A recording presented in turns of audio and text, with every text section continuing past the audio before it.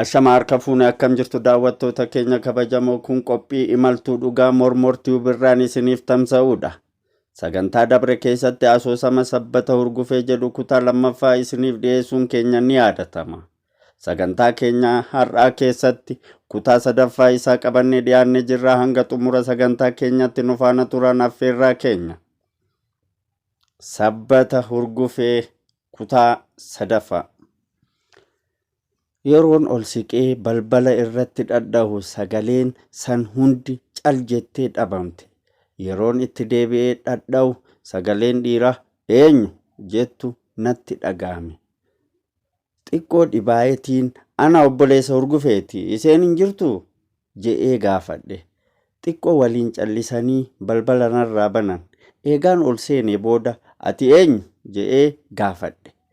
Jijjigaan madaala qaama isaa eeggachuu hin dandeenye kun batar jechaa ani asuma wayiifin as dhufe jechaa gadi bahuu eegale.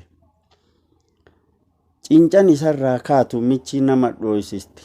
Yeroo ani achi kutee irraa qicuuf deemu harka na qabdee anis irraa dhaabbadhee ol garagale.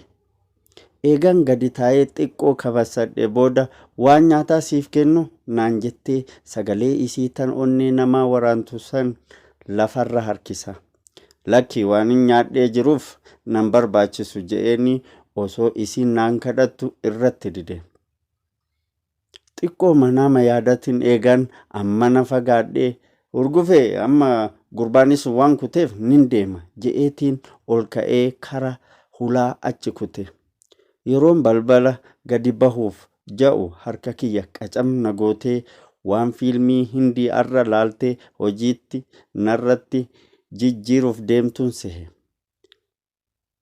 Deemsa kiyya fakkeeffataa hogguu qaama guddaa san laphee tiyyarratti dibgootu qaama kiyyaa miti gidaaraa fi lafti nu jalattu ni lulte.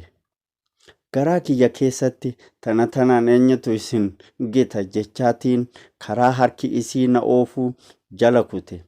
Keessaan anis irrumaa hin qaba. Sana booda mana hogguu laalu firaasha mucayyoon isii filannoon irra ciistu malee kan biraa guddaan tokko malee hin jiru. Har'uma takkaa na qabatte jechaatiin yaada sagal of dura qaqqaba gunguma garaa keessatti. Xiqqoo eegaa turtee booda kumbula fiddee dhuftee na cinaan mataa lafaan keesse.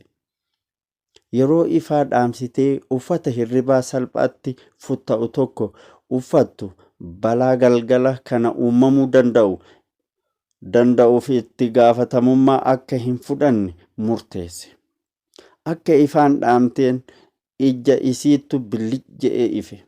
Ifaan ija isii kan fakkii ji'aatti wal fakkeeffamee uumame san hogguu narratti as ifu coraa qaama kiyyaa solloysee lafee laphee tiyyaa daakee kara onnee tiyyaa tarkaanfatu ija tiyya miririi saniin mohamte osoo tokko hin gaafatiin burruuja kiyya narraa fuutee na bukeessite.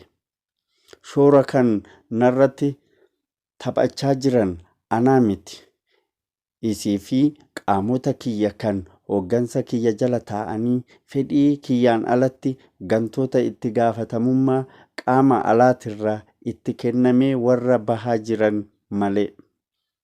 Waraana abbaan ifirratti kaasee sosochoose nama dhibaare. Garuu hojiin baay'ee dadhabsiisaadha akka ta'een naaf gala. Dhugaa rabbii anis sana dura hojii akkanaa hojjadhee hin beeku. Daawwattoota keenya kabajamoo qophii har'aaf qindeeffanne kanumaan goolabna. Kutaa itti aanuun hanga walitti deebinuu qophiilee mormortii bahafan waliin turtii gaarii.